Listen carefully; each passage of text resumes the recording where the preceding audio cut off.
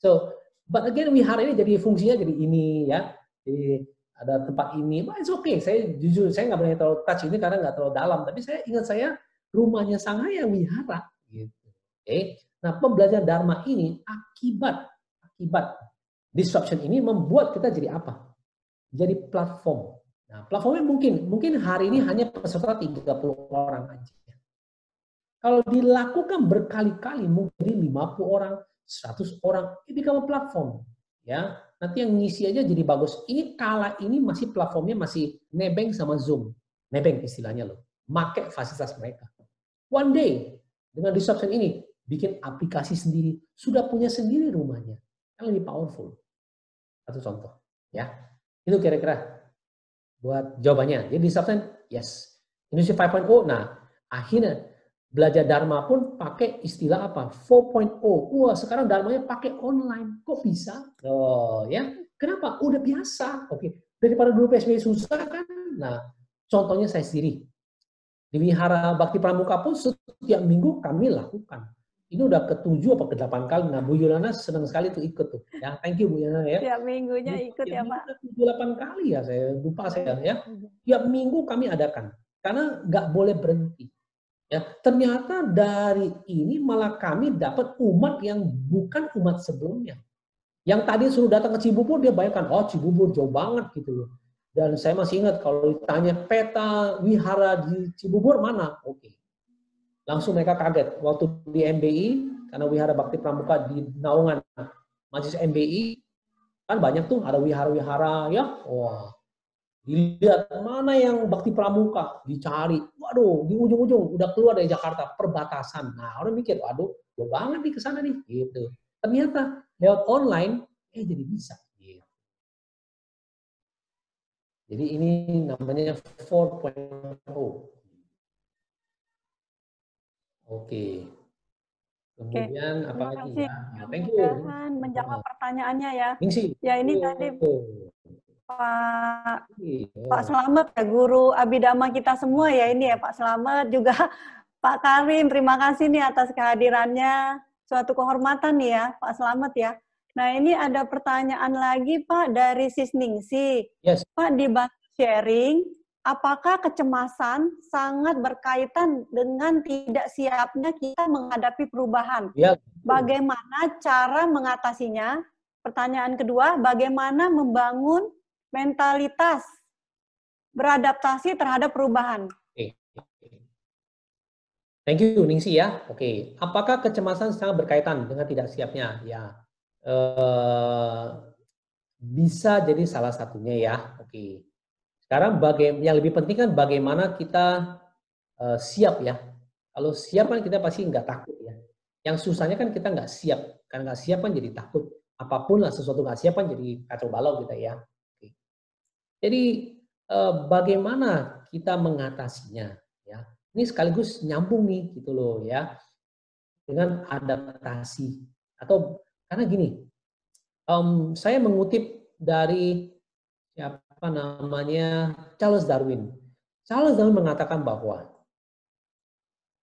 the species that can survive is not the strongest nor the most intelligent, but the most adaptive atau responsive to change ya. Bahasa spesies yang bisa bertahan hidup survive ya. Bukanlah makhluk yang paling kuat dan juga bukan yang paling pintar, tapi yang paling bisa beradaptasi pada perubahan. Nah, we have to have adaptasi. Jadi kalau ditanya begini, kalau ditanya dinosaurus itu kuat loh, itu gede loh, itu mereka itu loh ya. Kalau dibilang pintar, T-Rex itu pintar. Kalau nonton film Jurassic Park itu T-Rex yang pemangsanya pintar loh itu. So pintar saja dan ini nggak bisa. Berapa banyak orang pintar sekarang yang nggak mampu melewatinya? Karena dalam saat beradaptasi perubahan ini, yang paling bisa beradaptasi dialah yang bertumbuh. Dia yang bisa bertumbuh.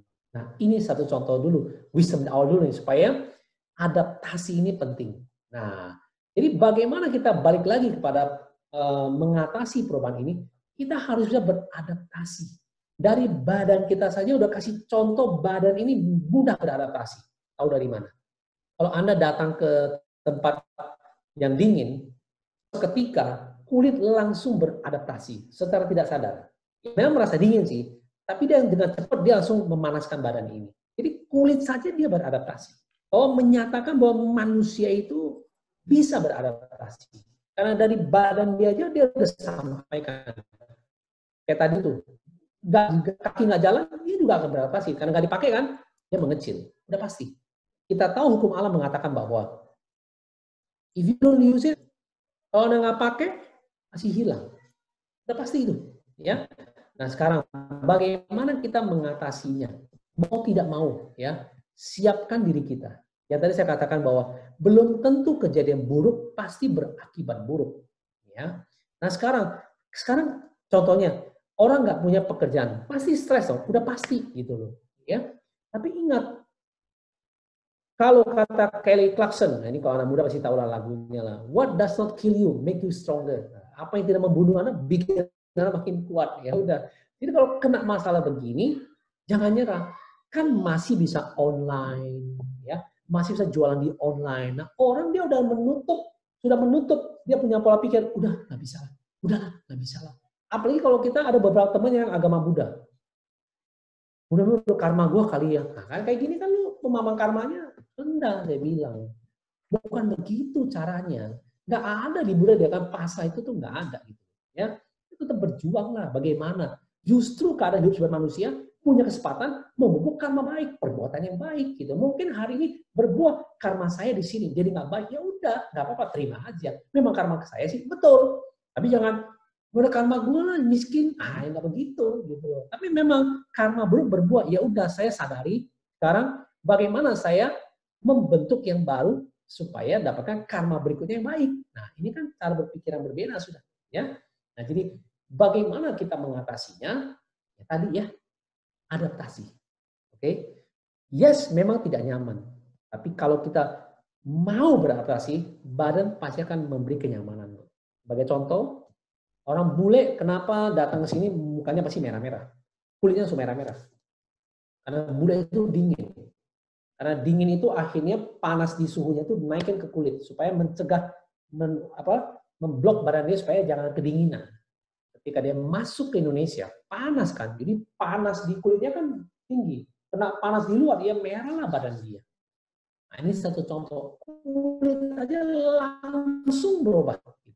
Apalagi kita. Ya. Nah, kulit kan bagian dari kita. Dan kulit sendiri juga punya intelijennya loh. Ya, sama. Manusia apalagi yang empunya nih. Gitu, ya. Lalu bagaimana membangun mentalitas inner state tadi? Adaptasi ya tadi. Ya. Bagaimana instingnya? Oke. Yang penting ya kalau pakai ini banyak cara ya. Banyak cara bagaimana membangun mentalitasnya. Ubah dulu pola pikir kita. Ya. Ubah dulu pola pikir kita bahwa tidak semua kejadian buruk pasti berakibat buruk. Itu ubah dulu. Ya. Dan kalau kita belajar di agama Buddha ya sesuatu kan nggak ada selamanya. Nggak ada kan mutlak pasti begitu. Pasti juga akan berubah. Atau kenal dengan istilah is to shall pass. Ini pun akan berlalu. Jadi kalau susah, ini pun akan berlalu. Kalau mau pakai pepatah Tiongkok juga boleh. Ya, dikatakan bahwa feng shui lun liu cuan. Nah, feng shui bergiliran naik turunnya. Feng shui lun liu bergiliran cuan. Dia kadang kala naik, kadang kala turun. Itulah kehidupan. Jadi cara mental saya lihatnya di sana. Ya, kira-kira kayak gitu. Teman-teman. Ya, mudah-mudahan menjawab ya pertanyaan dari Sis Ningsi ya. Pak, kalau saya mau tanya ya Pak, boleh ya saya sendiri ya. Bagaimana cara membuat goal yang terbaik Pak untuk kalau kita mau tahu untuk diri kita goal sendiri? Terbaik, oke. Sebenarnya kalau ditanya goal terbaik itu semua goal itu baik ya, gitu ya.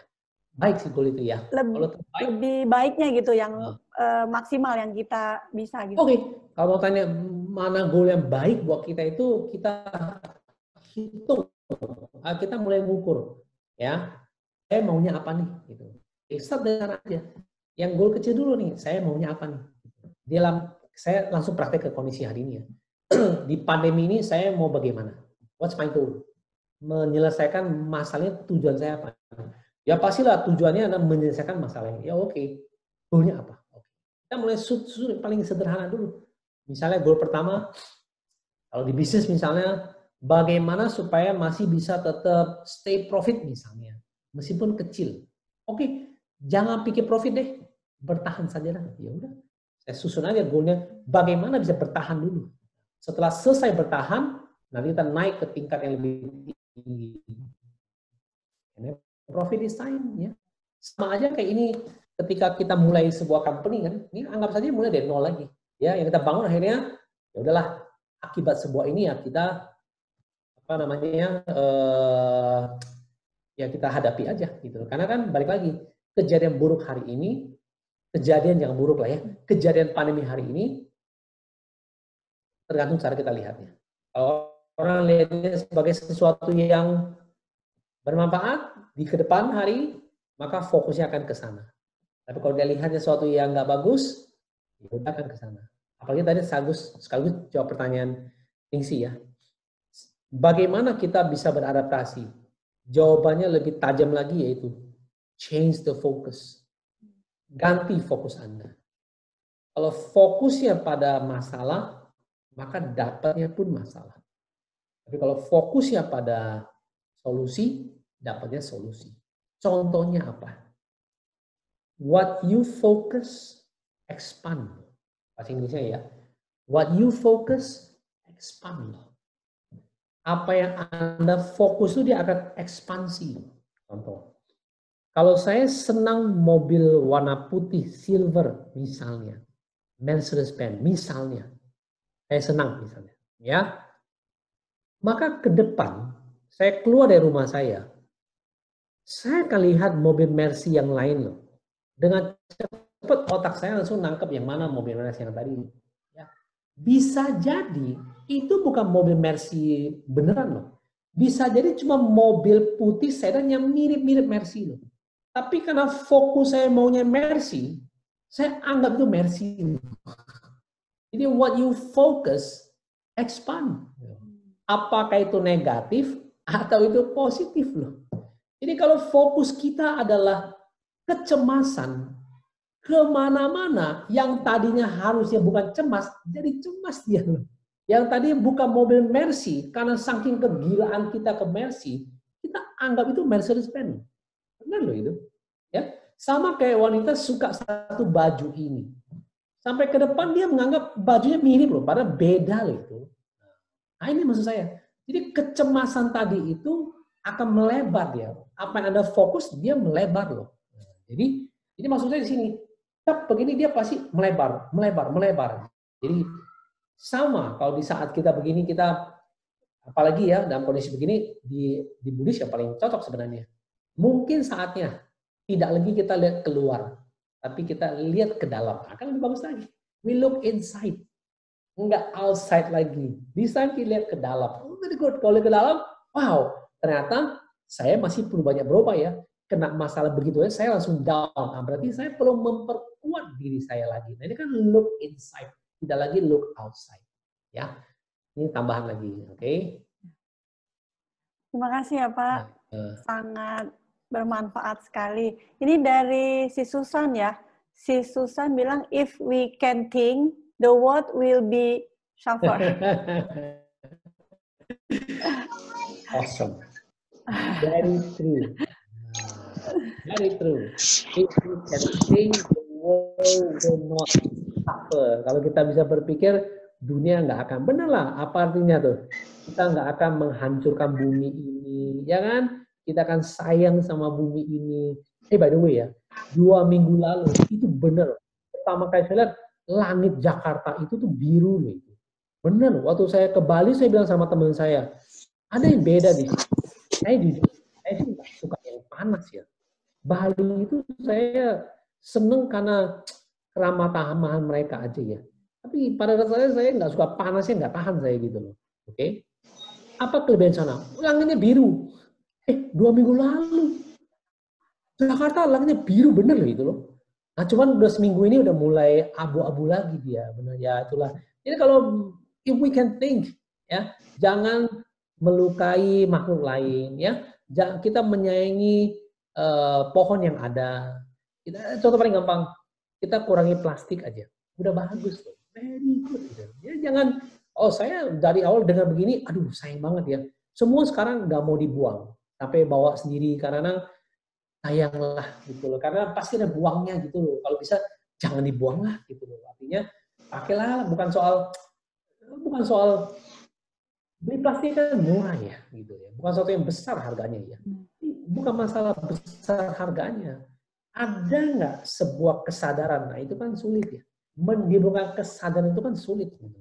Nah banyak kan orang-orang hanya serve. Karena saya ketika seminar saya bilang, wah seminar semangat, wah semangat dia ikut saya. Oke, tapi saya bilang saya senang yuk apresiasi begini.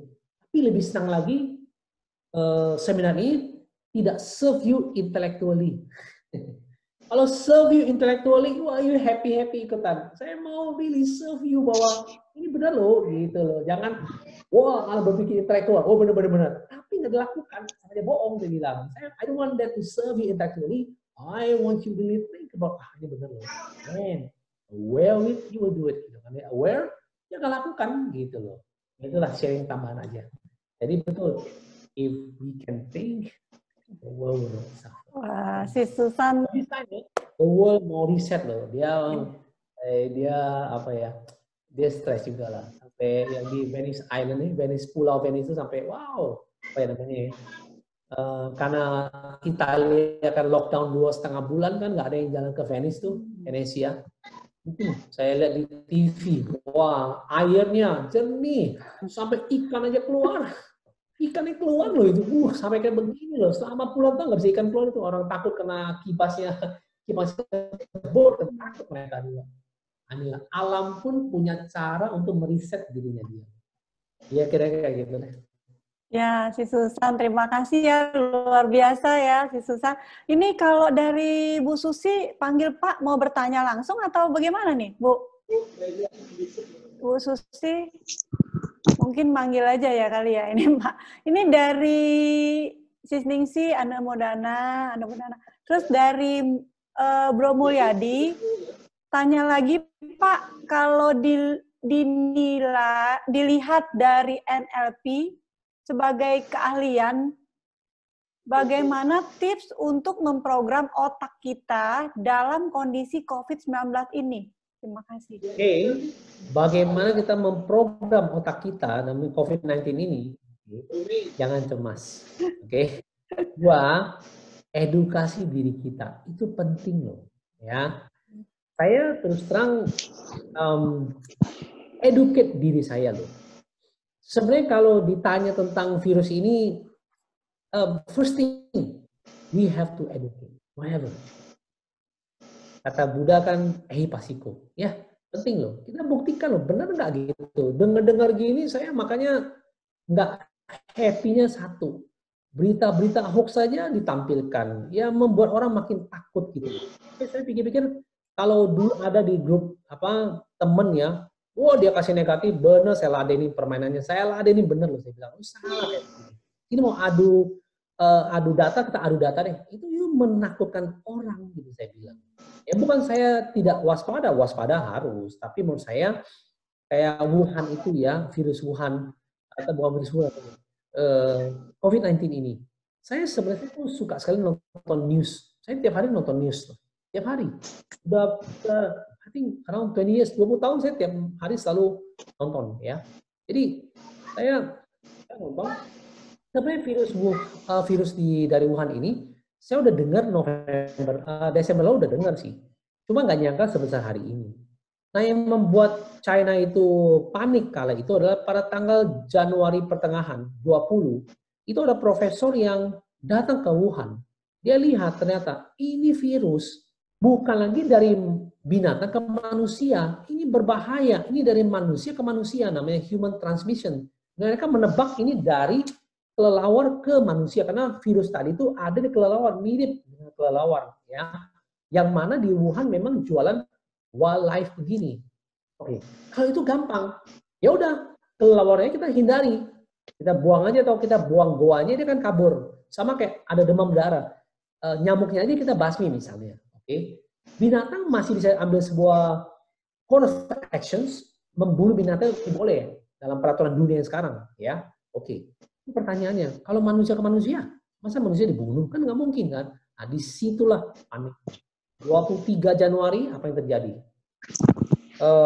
Wuhan lockdown, 24, 25 itu tidak ada perayaan Imlek. Karena saya tahu setiap tahun Presiden Tiongkok setiap tahun tanggal Xinjia hari pertama selalu mengucapkan selamat Xinnian Kuai-le. Selalu. Kali itu nggak ada, bingung saya. Loh kok bisa nggak ada ya gitu. 24 dia lockdown. 23 lockdown, 24 tidak ada makan malam bersama. Nggak ada Sasak Mei, nggak ada. Nggak usah raya. Untung China melakukan. Kalau gini habis Tiongkok habis. Berkumpul nyebar semua pada hari itu.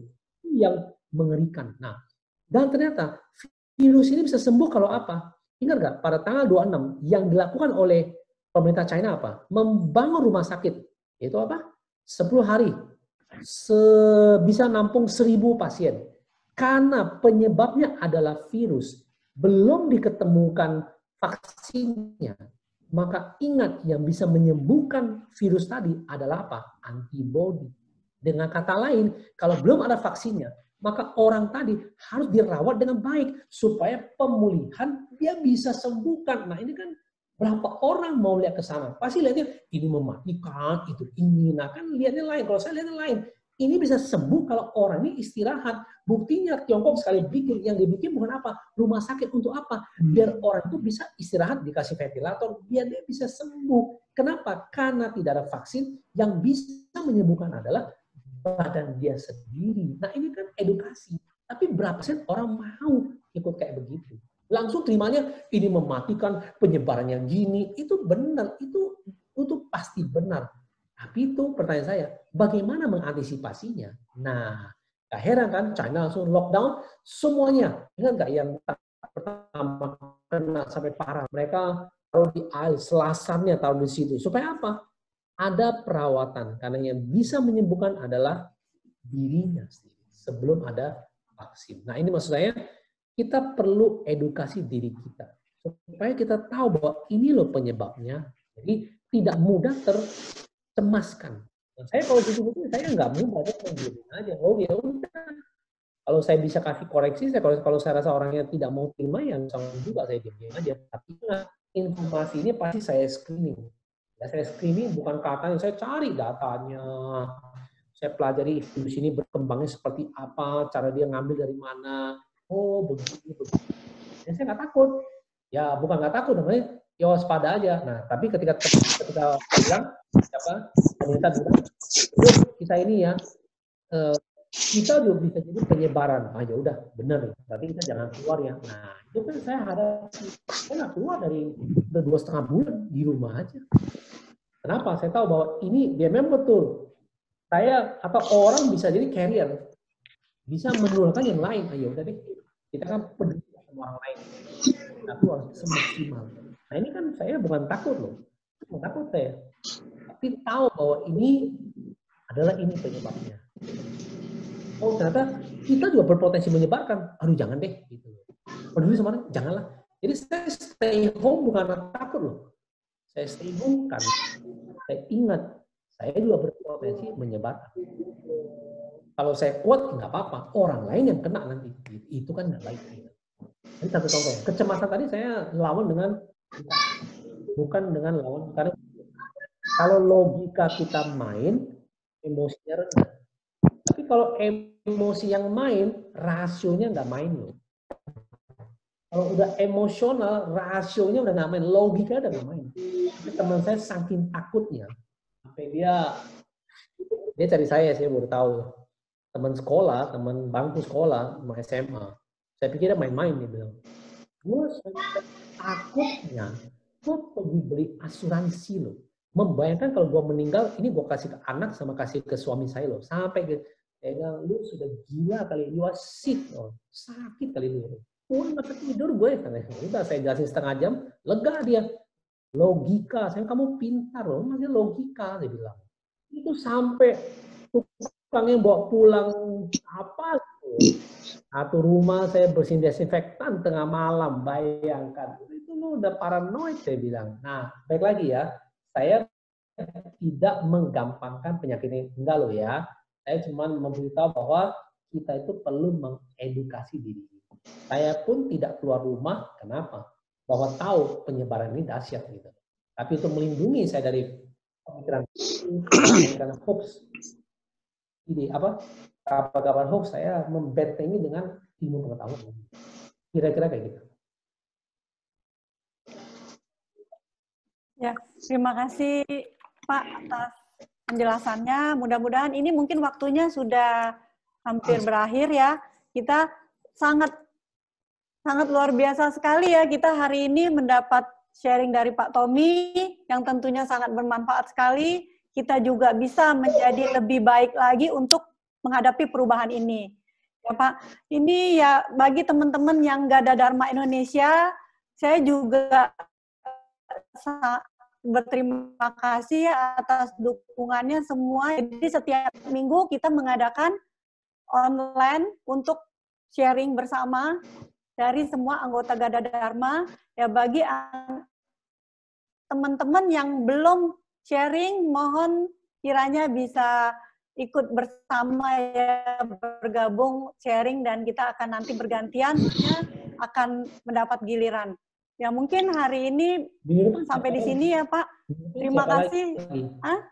Minggu depan siapa lagi? Oh, minggu depan untuk yang anak-anak Gada Dharma udah ada Pak, jadi di tiap hari Minggu. Tapi kalau yang untuk sesi yang sharing dari narasumber, kita akan iniin dari narasumber nanti ya, saya yang iniin. Mungkin sampai di sini dulu. Terima kasih kepada Pak Tommy yang sudah sangat bermanfaat sekali sharing damanya. Semoga Pak Tommy sehat selalu dan berbahagia. Salam untuk keluarga di rumah, Pak. Terima kasih juga kepada Ibu Bapak yang sudah bergabung. Terima kasih atas kehadirannya. Kita pamit dulu ya Pak. Oh iya ya, foto dulu ya. Mohon teman-teman dibuka itunya ya, layarnya. Terima kasih Pak Tommy, terima kasih Anu Modana. Terima kasih. Terima kasih semuanya. Saya pamit dulu ya. Teman-teman mohon layarnya dibuka. Kita akan foto bersama ya sama Pak Tommy. Layarnya dibuka ya teman-teman.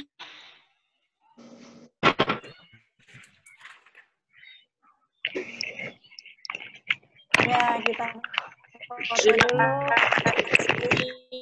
Terima kasih. Terima kasih. Tunggu ya. Jelas maksimal ya. Terima kasih semuanya ya. Mantap sekali. Thank you. Ya, terima kasih ya Ibu Bapak, teman-teman semua. Sampai ketemu lagi di acara berikutnya. Untuk yang teman-teman yang udah mengisi di Gada Dharma, terima kasih ya. Terima kasih, kita pamit dulu. Dadah. Thank you. Ya, thank you.